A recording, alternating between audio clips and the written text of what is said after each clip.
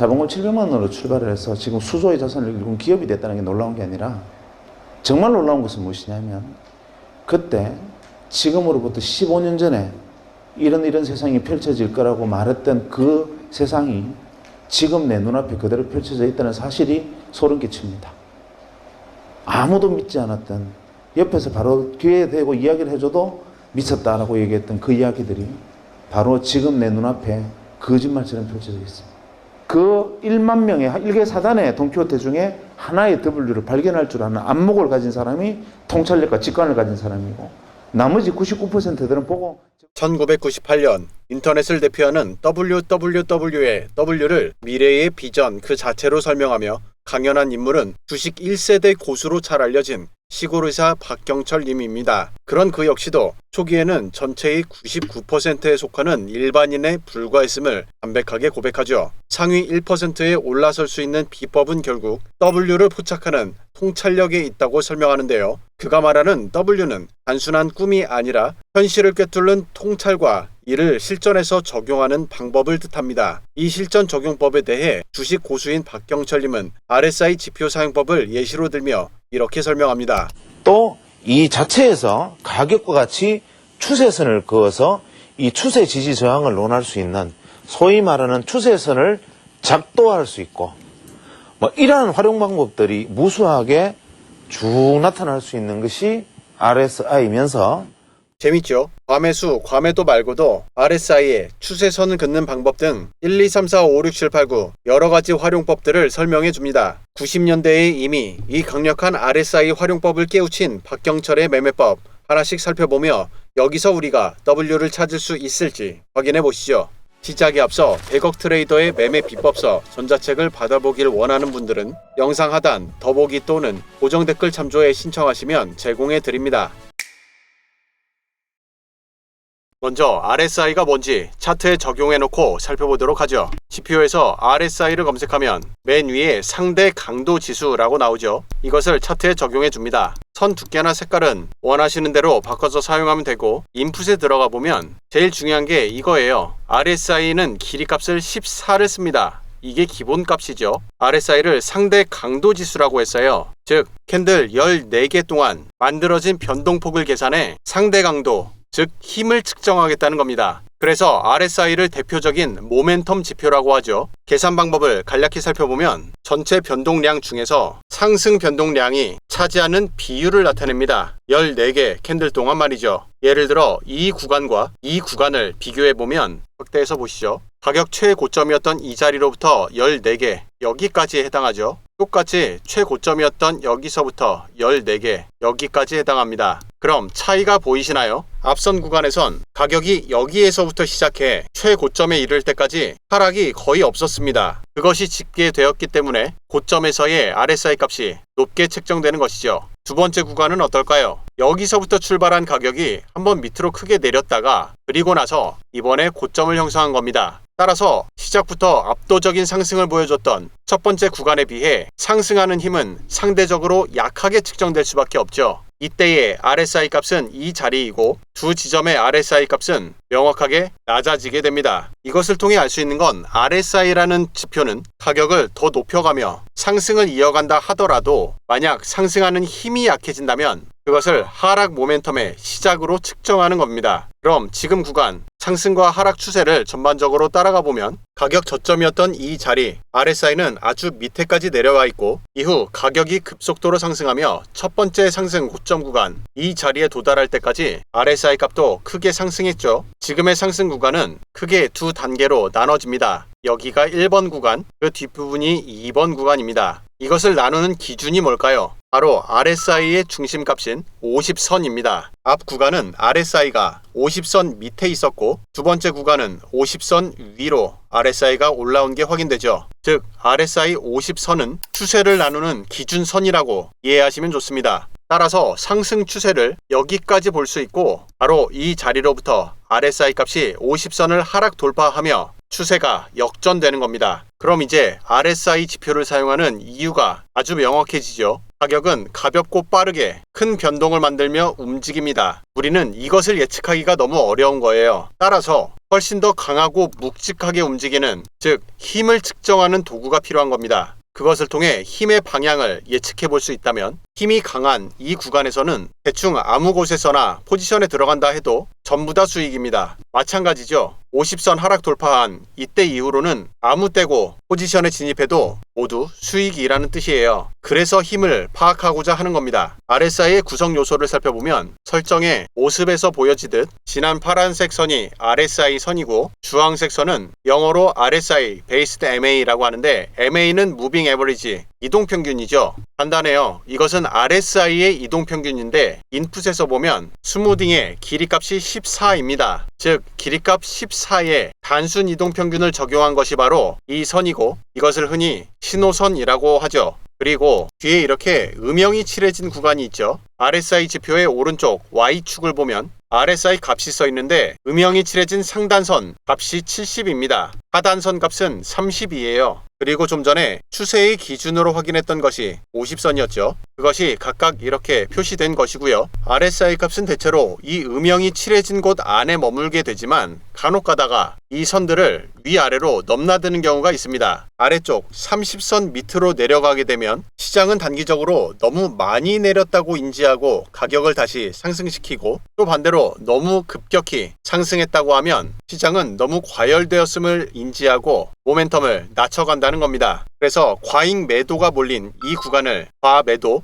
또 시장이 과열되며 과잉 매수가 몰린 이 구간을 과매수라고 합니다. 앞서 박경철님이 강연에서 알려주었던 다양한 매매법들은 모두 이 구성 요소들의 분석에서부터 시작됩니다. 그럼 하나씩 따라가 보도록 하죠.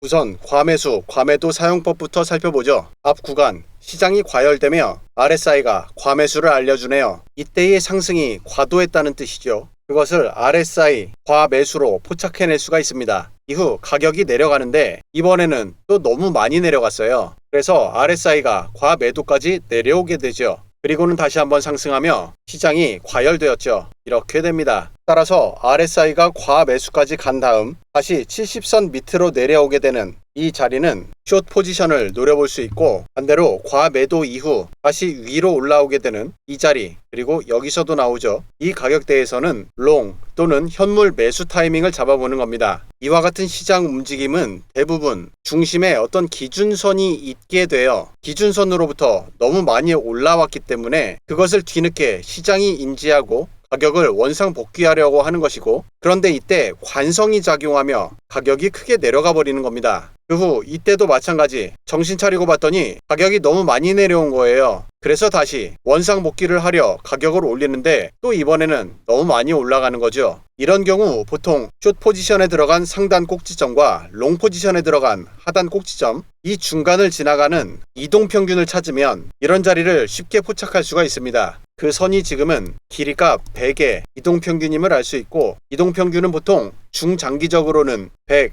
또는 200과 같은 숫자가 자주 사용되고요. 계산하기 편하기 때문입니다. 또 단타에서는 14 또는 20 길이값이 자주 사용됩니다. 그런데 자세히 보면 지금의 과매수, 과매도, 매매 타점에는 문제가 있다는 것이 보일 거예요. 먼저 앞 구간에서 과매수까지 들어갔던 RSI가 상단 70선을 하락 돌파하게 되는 곳이 이 자리죠. 여기서 우리가 숏 포지션에 들어갔는데 이때는 괜찮았네요. 가격이 잘 내려가 주었죠. 문제는 이 구간부터 시작입니다. 과매도로 들어갔다가 다시 이 자리로부터 RSI가 30선 위로 올라왔어요. 따라서 과매도를 탈출한 이 양봉에서는 원래 롱 포지션을 들어가야 하지만 가격은 하락합니다. 똑같은 일이 여기서도 발생하죠. 가격은 오르는 척 하다가 또 하락합니다. 그리고 마지막 이 자리에서는 다행히 가격이 손절선을 지키며 반등해 주네요. 그럼 일률적으로 과매수 또는 과매도를 탈출하는 자리, 여기서 매매 타점을 잡으면 위험할 수 있다는 확인이 됩니다. 그럼 여기서 어떻게 하면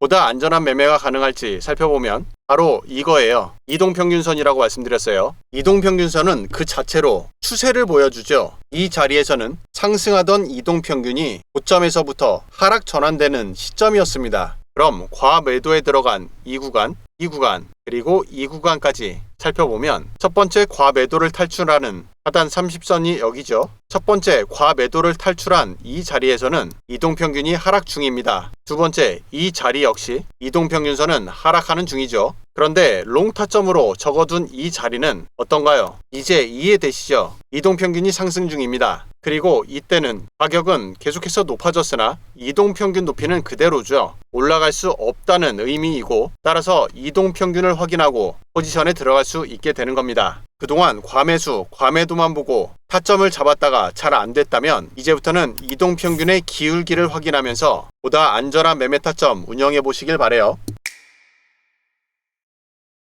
그리고 또 RSI 안에 추세선을 그릴 수 있다는 것도 설명해 줍니다. 개념이 상당히 재밌죠? 보통 추세선이라고 하면 이렇게 가격에 그려두고 이 선이 깨지지 않고 계속 유지해 가다가 한번 깨지고 나면 그 이후로는 저항으로 작용하며 추세 전환을 예측해 볼 수 있죠. 하락에서도 마찬가지로 추세를 이어가다가 결국 위로 깨고 올라옵니다. 그리고 나면 지지로 작용할 가능성이 높다는 거예요. 이걸 흔히 추세선이라고 하는데 이것을 똑같이 RSI에도 적용하겠다는 겁니다. 이렇게 말이죠. 그러면 어떤 일이 벌어지는지 확인해 볼게요. RSI에서 추세선을 벗어나는 첫 캔들이 바로 이 자리입니다. 아주 예리하게 뚫었죠. 즉 가격의 추세선이 이 자리에서 처음 뚫릴 때보다 모멘텀 약화를 통해 RSI의 추세선 뚫리는 것이 속도가 더욱 빠를 수 있다는 겁니다. 이후 하락 추세에서도 동일하게 적용해보면 RSI 모멘텀의 상승 돌파는 이 자리에서 처음이었지만 가격 추세의 돌파는 여기였어요. 훨씬 더 빠르죠. 따라서 만약 돌파의 기준을 RSI 모멘텀으로 잡았다면 매매 타점이 여기였기 때문에 손절 구간 안에서 다음번 지지와 반등이 만들어집니다. 만약 가격 돌파를 기준으로 잡았다면 사실 이런 거 나왔을 때 이미 손절했어야 돼요. 이렇듯 RSI 자체에 추세선을 적용해보면 지표를 보다 입체적으로 활용할 수 있게 되는데 여기서 또 하나 재밌는 거 보여드리면 추세선을 하나만 그리는 게 아니라 상단, 하단 두 개를 그리면 이것을 흔히 채널이라고 하죠. RSI에 추세선을 그리겠다는 것은 채널 당연히 가능하다는 거고 또한 여러분들 잘 알고 있는 삼각 패턴 이런 것도 동일하게 사용하는 겁니다. 소폭 상승하던 채널을 처음으로 돌파한 자리가 바로 이때죠. 하락 돌파기 때문에 당연히 매도 타점이고요. 이때를 살펴보면 우리의 진입 자리가 가격 하락 전환에 저항으로 사용되는 좋은 타점임이 확인됩니다. 이후 삼각 패턴의 상승 돌파가 나왔지만 그것이 페이크였음이 RSI에서도 동일하게 포착되죠. 그리고 또 우리 차트 분석에서 자주 하는 직전 고점 이런 자리죠. 여기는 다음에 의미 있는 지지로 작용하기도 하고 이후 추세 전환 구간에서 돌파되어야만 하는 중요 구간으로 작용하기도 합니다. 이렇게 고점 저항도 마찬가지로 RSI에 적용할 수가 있죠.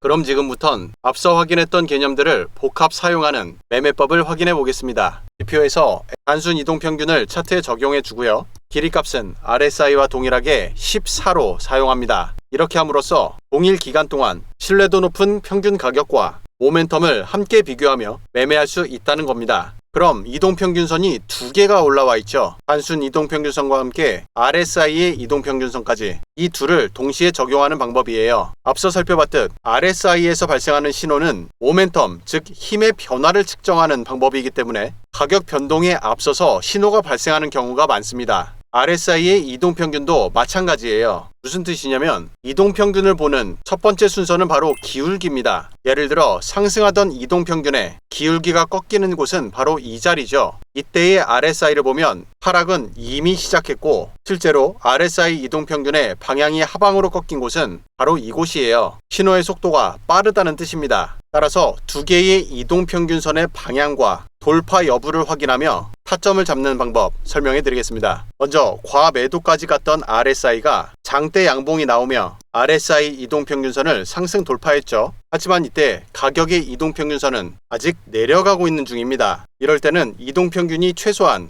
하락을 받아내고 단기적으로라도 상승 전환되는 이런 자리를 기다려야 합니다. 이때의 RSI는 이 자리인데요. 여기서 중요한 건 RSI도 이동평균이 상승 중이고 또한 상승 돌파됐던 그 상태를 유지해야 합니다. 여기서 하락 돌파된다던가 그렇게 되면 조건이 깨지는 거예요. 두 개의 이동평균선을 통해 롱 포지션 진입 자리로 이 자리를 확정하게 되고요. 그 후 이때는 이동평균의 지지가 나와주었죠. 이것 하나만 보고 하락 돌파됐다고 반응하지 않아도 된다는 뜻입니다. 실제 반응하게 되는 캔들은 바로 이 자리예요. 한눈에 보이죠? 이동평균의 완전한 돌파, RSI 신호는 이때 이미 돌파돼서 상태를 계속 유지하는 중입니다. 여기서 익절과 함께 포지션을 전환하게 되고요. 여기에서도 이때와 마찬가지 역방향 신호에 반응하지 않을 수 있어요. 저항을 맞고 내려오죠. 그리고 가격이 큰 폭으로 하락하며 모멘텀 역시 단기적으로 과매도까지 진입합니다. 이후 신호선을 상승 돌파했는데 여기죠. 하지만 이동평균은 여전히 하락 중이고 가격이 이동평균선을 상승 돌파하게 된 건 이 자리네요. 이때를 살펴보면 RSI는 이때 돌파 이후 상태를 계속 유지하고 있네요. 익절과 함께 롱으로 포지션 전환합니다. 그 후 이때 둘 모두 이동평균선을 하락 돌파했기 때문에 익절해주게 됩니다. 이 매매법은 주로 세력들이 박스권이나 채널 구간에서 상하단, 롱숏 치면서 수익을 극대화시키며 키워나가는 전략인데 문제가 하나 있어요. 지금과 같은 구간을 벗어나서 만약 가격이 추세를 만들게 되면 그때부터는 쓸 수가 없습니다. 이동평균 밑으로 애초에 가격이 잘 내려와 주지도 않고 또 강세가 계속 진행되기 때문에 RSI는 상단에 계속 고정되어 있습니다. 따라서 추세 구간을 대응하기 위해 우리에게 필요한 건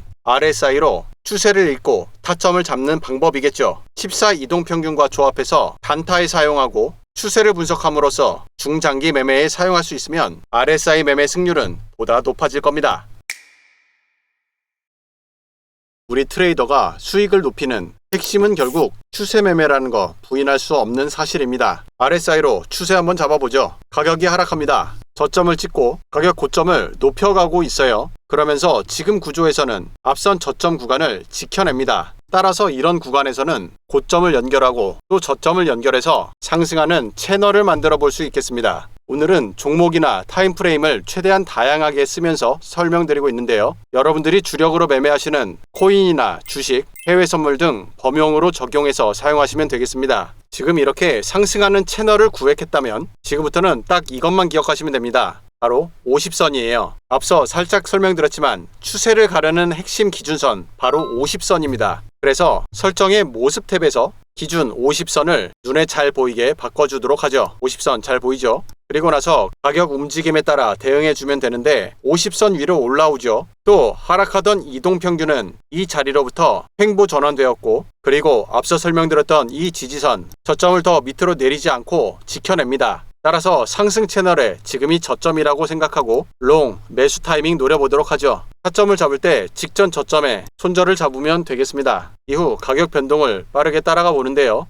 위아래 추세선을 오른쪽으로 연장해주고 가격이 잘 올라가 주길 기다려 봅니다. 그럼 지금 매매법의 경우 RSI 이동평균 상승 돌파와 상승하는 채널이죠. 따라서 RSI 과매수를 하락 돌파한 이 자리에서 50% 익절해 주고요. 다음 조건이 나오는 자리까지 포지션 홀딩해 갑니다. 그리고 나서 살펴보았는데 지금은 추세선과 함께 50선 하락 돌파가 확정입니다. 따라서 나머지 50%이 자리에서 익절해 주도록 합니다. 그리고 나서 가격 움직임에 따라 대응하려고 봤는데 갑자기 장대 양봉이 나오네요. 그러면서 채널 구간을 단번에 돌파합니다. 초강세 신호죠. 지금 이럴 때 RSI를 쓰는 이유가 뭐냐면 지금과 같이 상승 추세 중이라고 하면 RSI는 압도적으로 50선 위에 배치합니다. 이때도 마찬가지죠. 그렇다는 건 50선 밑으로 내려간 이 자리에서 위로 올라간 이런 곳, 여기는 훌륭한 매수 타점이라는 거예요. 지금 여기에서도 앞서와 같이 조금만 위로 올라가주면 되는데 여기서는 안타깝게도 너무 급격히 상승했죠.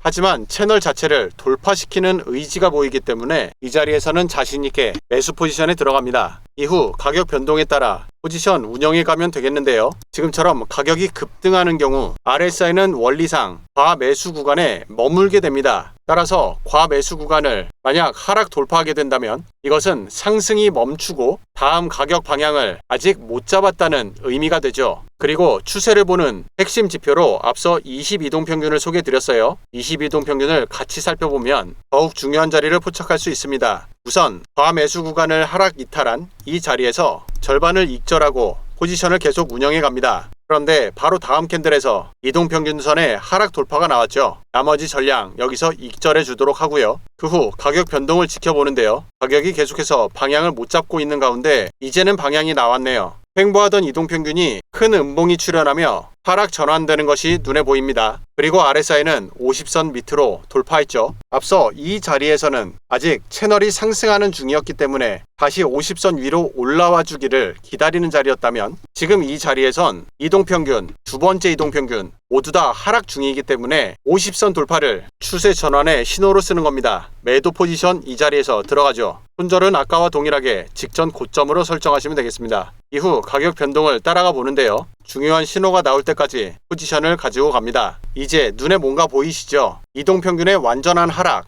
그러던 가운데 하락하던 가격이 단기적으로 반등합니다. 따라서 지금은 이동평균에 저항맞고 가격이 내려갈 것을 예측하는 것이 훨씬 더 도움될 겁니다. 그것을 RSI 50선이 말해주고 있죠. 위로 올라오고 싶었으나 실패하고 다시 밑으로 내려오기 시작합니다. 우리가 포지션 잡았던 그 자리에 정확히 저항으로 작용하고 있기 때문에 이 자리에서 포지션을 늘리도록 하죠. 보통 이 정도까지 준비를 마치고 이동평균 저항까지 확인했다면 가격 하락 확률은 매우 높아집니다. 이후 RSI와 이동평균을 보며 가격 움직임에 따라 대응해주면 되겠는데요. 지금 자리는 아직 이동평균선은 하락 중, 그리고 가격이 위로 돌파되지는 않았습니다. 그런데 아래쪽 이동평균선은 상승 전환되었고 과매도를 지나 RSI가 위쪽으로 상승했기 때문에 이제는 상승 가능성이 생겼어요. 지금과 같은 자리에서 추세의 끝을 확인할 수 있는 확률 높은 방법이 바로 다이버전스입니다. 앞서 50선을 기준으로 큰 추세에 나의 포지션을 같이 얹혀내는 추세 매매법을 살펴보았는데, 다이버전스는 그러한 추세 끝자락에서 주로 발생하면서 추세의 멈춤 또는 반전을 알려주는 신호로 사용됩니다. 다이버전스 확인은 어렵지 않아요. 지금과 같은 하락 중에는 저점을 연결해 봅니다. 그럼 가격은 계속해서 하락했는데 RSI, 지표의 저점은 계속해서 상승합니다. 둘이 가리키는 방향이 반대예요. 이러한 현상을 다이버전스라 하고, 특히 지표의 방향이 상승인 경우를 상승 다이버전스라 합니다. 다이버전스는 상당히 강력한 신호로 인식되기 때문에 아직 이동평균을 상승 돌파하지 않은 이 자리에서 서둘러 익절하게 된 것이죠. 그럼 지금까지의 타점을 따라와 보면 하락 이후 상승하는 완만한 채널, 그리고 급격한 변동, 상단 횡보와 하락 전환, 하락 추세까지 여기까지인데, 이 안에서 다이버전스는 계속해서 발생해 왔습니다. 먼저 초입이었던 이 자리를 보면 가격은 계속 하락하죠. RSI 저점은 계속해서 상승해 갑니다. 가격 상승을 이끄는 상승 다이버전스라고 하고요. 또 상승한 이후 가격의 최고점 부분을 키워서 살펴보면 가격의 고점은 상승했죠. 하지만 RSI의 고점은 하락합니다. 다시 한번 둘이 가리키는 방향이 다르고 지표의 방향이 하락을 가리키기 때문에 여기서는 하락 다이버전스라 하죠. 이로 인해 가격은 빠르게 내려갑니다. 다이버전스는 가격 구조 전환 장면에서 정말 자주 나옵니다. 지금은 이동평균이 하락 중인 하락 추세인데, 이때 가격 저점 구조를 살펴보면 낮아지죠. 하지만 지표의 저점은 상승합니다. 따라서 이때 이후 상승을 예견해 볼 수가 있어요. 추세가 하락 중임에도 불구하고 말이죠. 그만큼 강력한 신호라는 뜻입니다. 이후 이동평균선 위로 가격이 안착하며 추세를 바꿔내네요. 지금부터의 상승 국면 살펴보면 가격의 완벽한 우상향 RSI는 압도적으로 50선 위에 배치됩니다. 따라서 추세 매매를 할 때 50선 기준으로 계속해서 타점 나왔던 구간이고요.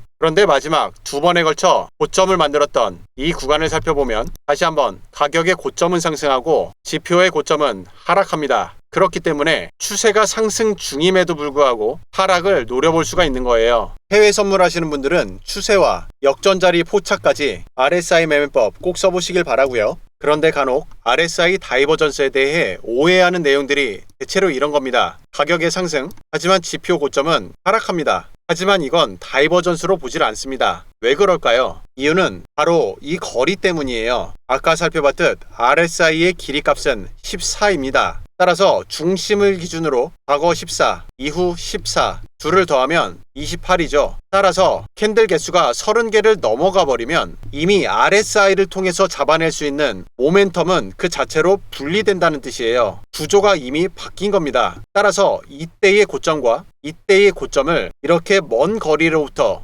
비교한다는 건 의미가 사라진다는 겁니다. 이해되시나요? 따라서 RSI의 다이버전스는 이런 자리에서 잡는 겁니다. 가격은 상승했고 지표의 고점은 하락하죠. 따라서 여기서부터 하락 다이버전스를 확정할 수가 있고요. 고점 간의 거리는 28개, 적당하죠. 이렇듯 다이버전스는 신호가 강력하기 때문에 지표 매매의 꽃이라고 불리기도 하는데요. 그런데 문제가 있어요. 강력한 만큼 자주 발생하지 않는다는 겁니다. 고점으로부터 하락, 다이버전스는 없습니다. 저점을 모두 받쳐내고 상승인데 마찬가지예요. 다이버전스는 어디에도 없습니다. 특히 이걸 가지고 단타 치는 분들이 많이 공감하는 내용인데, 이렇듯 짧은 구간 가격이 상승해주고 바로 하락으로 방향을 바꾸는 휩소 구간입니다. 거짓 상승이죠. 이런 걸 RSI로는 잡아낼 수가 없어요. 그런데 만들어진 지 50년이 넘는 RSI라는 지표 하나만으로 지금과 같은 첨단 투자 환경에서 이러한 차트 패턴이나 가격 변동 속도를 감당하기에는 버거울 수밖에 없죠. 그래서 많은 국내외 트레이더들과 수학자들이 이 지표를 계량해왔고, 가장 최근에 이루어진 성과가 바로 WRSI입니다. 시골의사의 W를 여기서 찾을 수 있을지 함께 확인해 보는데요. 지금 구간 가격 상승합니다. RSI 역시 같이 상승하죠. 하지만 WRSI는 혼자서 하락하며 이 변동 속도에 반응해내죠. 하락을 잡아낼 수가 있습니다. 이 지표는 사실 RSI 지표를 개선해내기 위해 시도했던 많은 과정 중에서 발생한 겁니다. 예를 들면 이런 거예요. 가격 변동이 없어요. 그러다가 처음으로 변동이 발생하죠. 더욱 키워갑니다. 이것을 WRSI에서는 기존 RSI의 상단선, 하단선을 고정값으로 쓰는 게 아니라 변동성 값으로 사용하기 위해 만들어진 지표예요. 그럼 이제 이해가 되시죠? 좁은 구간에서 변동성을 처음에 키웠기 때문에 그 변동성을 크게 측정하는 겁니다. 이미 커진 변동성이기 때문에 그 다음의 변동성은 힘이 상대적으로 약하게 측정되는 것이죠. 따라서 다이버전스를 잡아낼 수 있는 겁니다. 지표의 형태와 해석이 상당히 신선하죠. 그리고 나서 살펴보면 이 자리에서 가격의 저점을 찍고 이동평균 위로 양봉으로 올라갑니다. 그런데 재밌게도 이때 역시 마찬가지예요. 가격은 하락, RSI는 역시 방향을 그대로 따라가는 반면 WRSI에서는 다이버전스가 포착됩니다. 이 지표에서 지금과 같이 방향을 확정한 다음 타점 기준을 설명드리면 여기에요. 색깔 변화. 앞서 하락 다이버전스에서도 여기서 색깔 변화가 있었죠. 색깔이 바뀌는 기준은 지표의 우측, Y축은 기존 RSI는 50을 기준으로 했지만 이것은 중심가가 0입니다. 이 0선을 기준으로 WRSI 값이 아래서 위로 올라가면 초록색으로 바뀌고 위에서 아래로 내려가면 빨간색으로 바뀌는 구조예요. RSI의 50선과 마찬가지로 타점을 잡는 핵심입니다. 이후 가격 변동에 따라 포지션을 운영해 가면 되겠고, 지금처럼 짧은 구간 계속 잡아내는 5분봉 외에도 크게 움직이는 금 차트의 4시간 봉에서도 동일하게 씁니다. 가격이 추세에 따라 잘 올라가고 있죠. 이후 가격 변동을 하나하나 따라가 보는데요. 갑자기 장대 음봉이 나타났죠. 그렇다는 건 지금으로부터 고점은 명확히 한번 꺾였어요. 여기서 가격이 오르든 내리든 이 자리가 꼭지점이라는 것은 변함없는 사실입니다. 따라서 이럴 때 다이버전스를 측정해 보는 것이죠. RSI는 역시 그대로 상승하고요. WRSI에서는 다이버전스를 포착해냅니다. 그렇다는 건 이 지표가 워낙에 다이버전스를 잘 잡아내다 보니까 여기서부터는 가격 하락에 대한 신뢰도가 생기죠. 하락 관점으로 차트를 지켜봅니다. 그 후 가격이 꺾이며 이동평균을 강하게 하락 돌파했고 지표의 방향 역시 계속해서 하방을 가리켜 주네요. 숏 포지션 들어가 줍니다. 손절은 마찬가지로 직전 고점으로 설정하면 이후 가격 변동을 쫓아가다가 정리할 타점이 나오면 조건이 맞는 자리에서 모두 정리해 줍니다. 차트 패턴도 변동성도 과거와 비교하면 빠르게 변하고 있습니다. 따라서 차트 분석에 필요한 지표도 여기에 발맞춰 진화하고 있죠. 다이버전스를 더욱 강하게 잡아줄 수 있는 WRSI는 이제 12월 연말이기 때문에 구독자 여러분들께 선물로 제공해 드립니다. 지표 신청을 희망하는 분들은 지금 보고 있는 영상 밑으로 살짝 내려보면 영상 정보란 안에 더보기라고 써 있어요. 이걸 누르면 나오는 신청 방법 확인하시고 카카오톡 링크 통해 메시지 남겨주시면 한 분 한 분 확인하고 모두 제공해 드립니다. 시골의사 박경철이 말하는 W는 돈키호테와 같은 허황된 꿈을 말하는 것이 아니라 지극히 실전적인 비전을 뜻합니다. 오늘 설명한 RSI 전략은 바로 그 W에 접근하는 구체적인 하나의 가능성이겠죠. 바로 시작해보세요. 그 길이 부와 연결된 통로일지 여러분들 스스로의 W를 찾는 기회가 되었길 바랍니다.